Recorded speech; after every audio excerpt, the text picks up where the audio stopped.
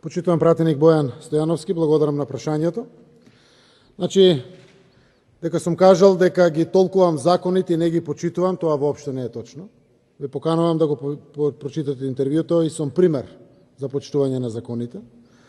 Самото тоа што вака постапувам по составовите, спротивно на јавното обвинителство, во неколку случаи, како што беа притворите на Милијана Киевски, Гордана Јанкуловска, каде што реков дека притворот не смее да биде казна. Секој пат сум го градил тој став, туку правосилна пресуда е само потврда за вината на било кој. Како што сведочев во судот, спротивно на јавната обвинителка Вилма Русковска, за организаторите за 27 април, како еден од прво таргетираните на насилниците, и реков не, според мене, како сведок, може да имат и други сведоци, може да имат и секаков вид на докази на тоа што јас го знам и согласно моите информации, овие луѓе не се. Сум го кажал јавно тоа.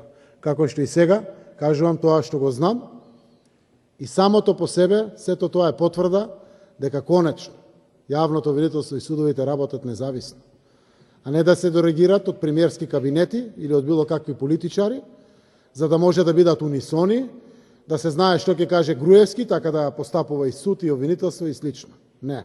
Денеска обвинителството и судовите се слободни и тие работат независно, како што може да забележите.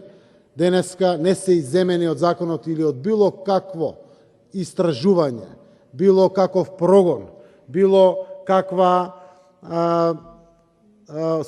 било какво сомневање или обвинение за некакво незаконско дејствие, ниту членови на владеачки партии, припадници на власта, ниту членови на опозициони партии, припадници на опозиционите партии или било кој во државата.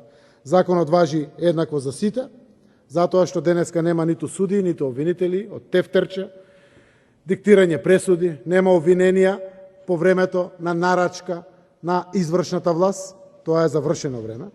Денеска транспарентно граѓаните ги знаат деталите од самите доказни постапки преку отворените јавни седници, кои што можат онлайн да ги следат. Денеска се знае во детали секој за што е сомничен, за што е обвинет и за што се суди. И секој има еднакви алатки во докажувањето на својата невиност. Нормално, дека јас имам право. Кога е слобода, слобода е и за мене, и за сите, секако знаејќи мојата улога во општеството и мојата функција, која што ја извршувам. Јавно да кажем, имам право и свое мислење за работа на независна институција. Не мора да се согласувам со обвинителката и со она што таа го тврди. Можам да се согласувам 100 пати за 100 случаеви, за 2, 3 или 4 не можам и не морам да се согласувам, но крајниот збор секако го има судот. Како што кажуваме во тоа интервју, пред фактите и доказите и боговите молчат, и кога е пресудата донесена, секако јас можем и да не се согласувам, но сум должен да ја почитувам и тоа е така. Во слобода јавно се коментира, јавно се кажува секој што мисли, но при тоа само по себе тоа е доказ дека заврши времето на раководење, управување со обвинителствата и со судовите во Република Северна Македонија.